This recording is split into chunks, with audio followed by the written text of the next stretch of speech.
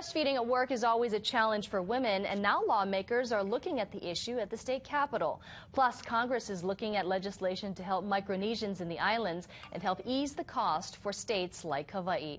And that's just some of the stories that our partners at Civil Beat are following. And joining us over Skype is Chad Blair. Good morning, Chad.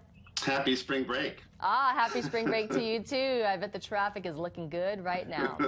So let's turn to some of those bills at the legislature right now, and lawmakers are looking at a breastfeeding bill. What's the current law in terms of breastfeeding at work, and what's the bill that lawmakers are looking at? Well, the current law allows for women to pump breast milk during their lunch break or other breaks, but there's no private place that they have to require to provide to a mother. The law that's proposed would, in fact, let a woman who has to pump breast milk to do so at any time, and for an employer to provide a private place to do that. And we're not talking about the bathroom, maybe an office that isn't being used. That bill has a hearing tomorrow in the Senate Judiciary. Yeah, not a bathroom and not a broom closet, someplace where a mom can actually express her milk. What about some other breastfeeding bills at the Capitol right now?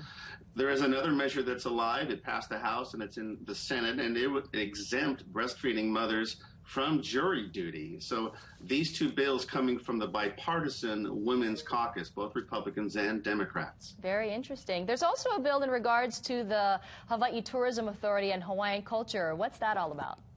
Well, this is a pretty big bill. It's proposed by Senate Majority Leader Brickwood Galuteria. His district includes Waikiki, the tourist mecca. And what it would do, it would actually expand the powers and the duties of the HTA to honor, to perpetuate the Hawaiian culture and community. And that would include embracing more use of Hawaiian language and visiting cultural sites.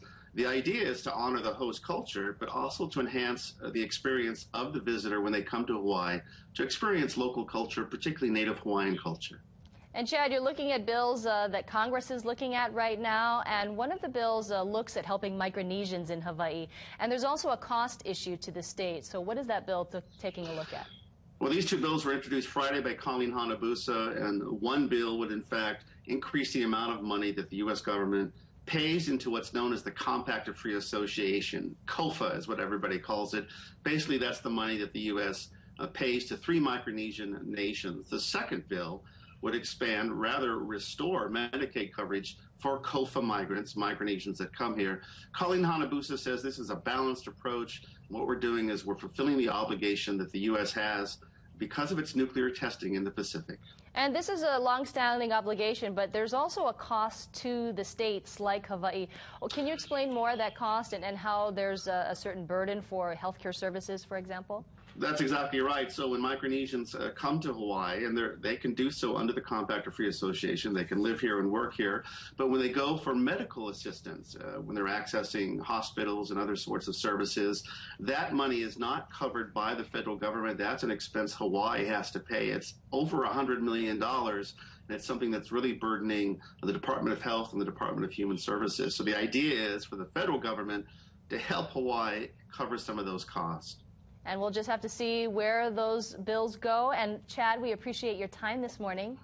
Absolutely. And thanks for reading civilbeat.com. Absolutely. And hope you have a good St. Patrick's Day. That was yesterday, but hope you were wearing green yesterday. Yes, and I'm moving a little slow this morning, I'll admit it. Okay, all right. It was a good celebration. Chad Blair, thank you. Okay. Bye-bye.